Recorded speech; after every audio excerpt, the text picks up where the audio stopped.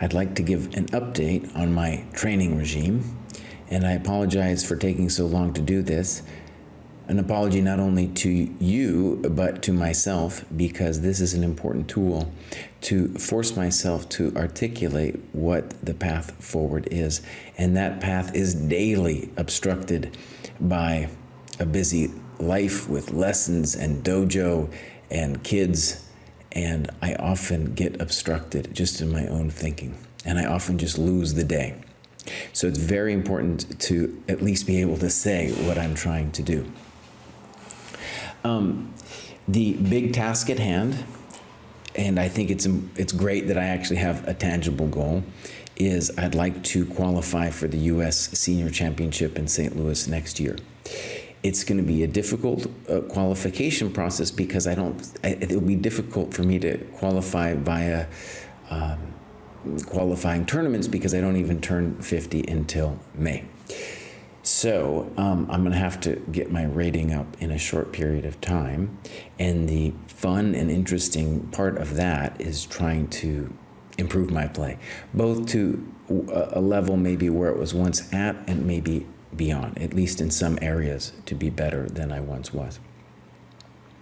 So the fruitful thing that's happened recently is that I have now had a coach, and for the longest time I was both too poor to have a coach and a little too arrogant to have a coach, to really understand that I needed a coach.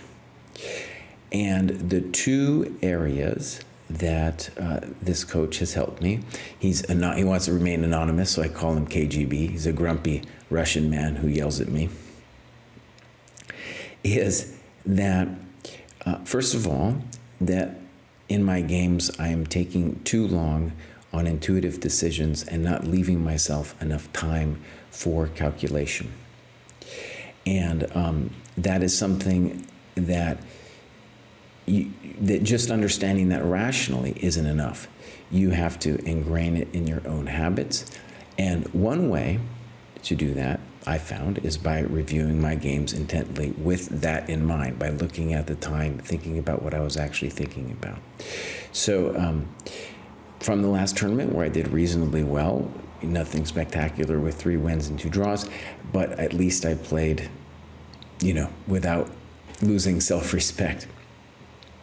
In that tournament, I still had the problem, and he yelled at me rightly for a couple of moments where I really took too long. And when you're thinking about overthinking intuitive decisions, generally you're just spinning around in circles and not finding the concrete paths of calculation. And you can call it discovery too. Calculation sounds like you're a computer, but really you're just trying to find resources in the position for you and your opponent. So that happened, and it was a very fruitful 5 weeks where for every week I did one game, and honestly, there was one week I even did 2 weeks for one game. And a lot of those games I feel could have also been 2 weeks. And people are surprised, they're like, really, you can do so long on each game? And really, yeah, you can spend a lot of time, and that is the most important part of my chess development.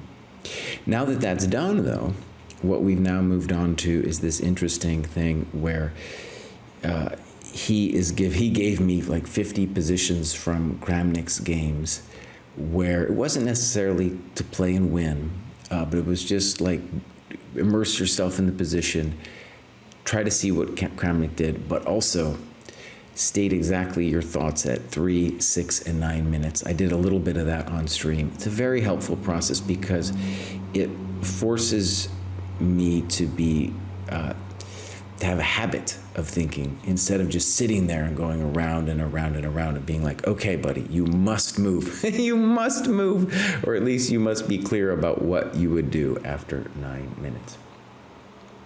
So that's been very helpful, just to force myself to be clear about the thinking, because honestly, a lot of the problems I've done in the past have been Jesse sitting there until he solves it, which is very fruitful, but it's a different kind of thinking. It's more like a pursuit of beauty in chess rather than what it's actually like to sit there in a competitive setting. And so I'm hoping that that's going to be really helpful. And so we did those 50 problems, and then I've moved on to this great book by Horton Jansa, which is very similar to Perfect Your Chess by Grabinski and Volokitin, in that it's real life situations rather than just some concocted position where it's white to play and win or something. There's maybe it's just white to play and have the best move, and how do you evaluate it? So that's what's going on now. And one thing that KGB concurs with me with, or just even presses even more so than I do, is to say, no, Kraai, you don't need to do openings. Maybe the last 2 weeks before your next tournament, we'll look at some openings, and kind of like I'm cramming for a test. And I do need work on my openings, but we agree that it's not the real problem. That's not the real problem of my chess. And I can't remember that much anyway, so I'm going to want structure-based openings anyway. Okay, one thing I want to say that's really great that I've discovered in my own teaching is that now that you've turned me on to this thing about overthinking positions, I see it in my students as well. And it's really interesting that once you discover something in yourself as a player, that you can see it in those that you're teaching. And I did a video I was pretty happy with called The Plus, Minus, and Equals of Improvement, which I think applies to everything, just meaning that you need someone above you that you give authority to. You have a cohort, and then you have people who you try to explain stuff to. And that process is really interesting for me because I always find I learn something by forcing myself to articulate it and then see it in other people.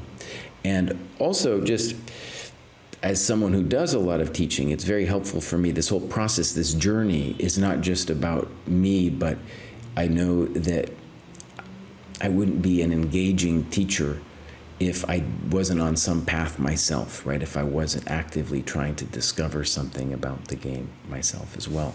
And that's an example of it, where suddenly I had not been even thinking about this too deeply in my students' games because I wasn't intent on seeing it in myself.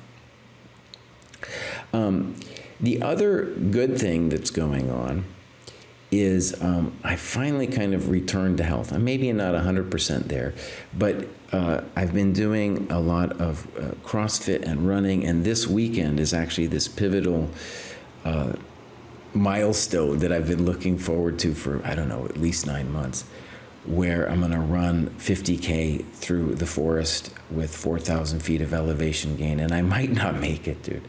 I might not make it. But the kind of training up to this has been with the idea that if I don't get in shape, I'm going to die on that course.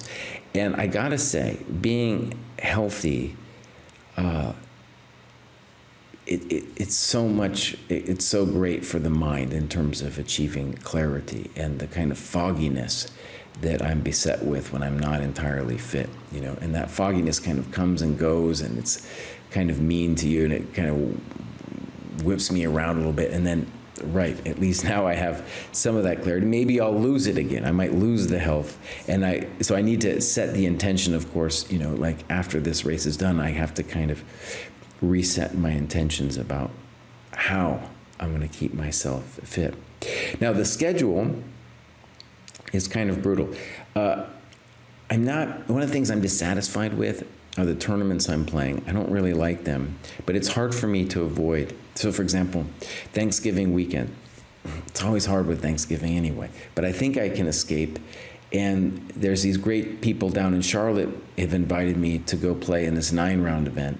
And it's difficult for me to get away that long, plus the 2 rounds a day thing for 9 rounds kills me. It just kills me. And it's hard to get to.